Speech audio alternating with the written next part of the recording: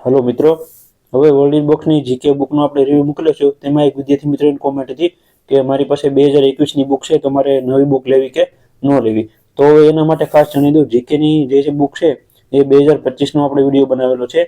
તો જે વિદ્યાર્થી મિત્રો પાસે 2024ની અને 2025ની બુક હોય જીકેની વર્લ્ડ બુક્સની, તો તે વિદ્યાર્થી મિત્રોને નવી બુક લેવાની જરૂર નથી। 2021-22ની બહુ જૂની બુક થઈ જશે, ઘણું બધું અપડેટ થયેલું હોય છે।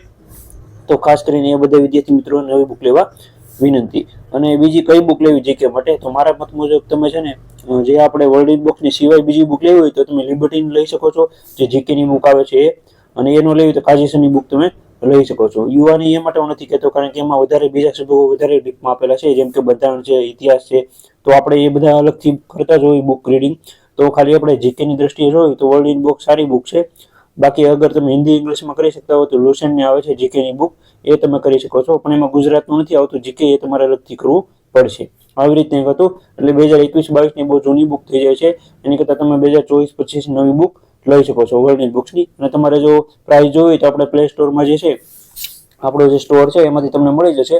એમાં તમને બુક ગોતવી સરળ પડી જશે, ફ્લિપકાર્ટમાંથી તરત તમને મળી જશે। અને પ્રાઇસ પણ તમને ડિસ્કાઉન્ટમાં જે છે એ તમને જણાવી દેશે। અને ઓફલાઈન તમારે મગાવ્યું તો નીચે કોન્ટેક્ટ નંબર આપેલો છે, ત્યાં તમે ફોન કરશો તો પણ ઘરે બેઠા ફ્રી કુરિયરમાં તમને બુક મળી જશે। આવી રીતના એક વિદ્યાર્થી મિત્રનો સવાલ હતો।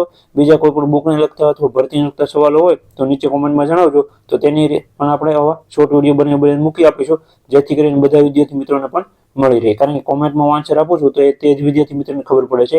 તો આના કરતાં આવી રીતના એક શોર્ટ વિડીયો બનાવું તો બીજા બધા વિદ્યાર્થી મિત્રોને પણ ખ્યાલ આવે। આપણી ચેનલમાં જેટલા પણ વિદ્યાર્થી મિત્રો જોડાયેલા છે તે બધાને થેન્ક યુ।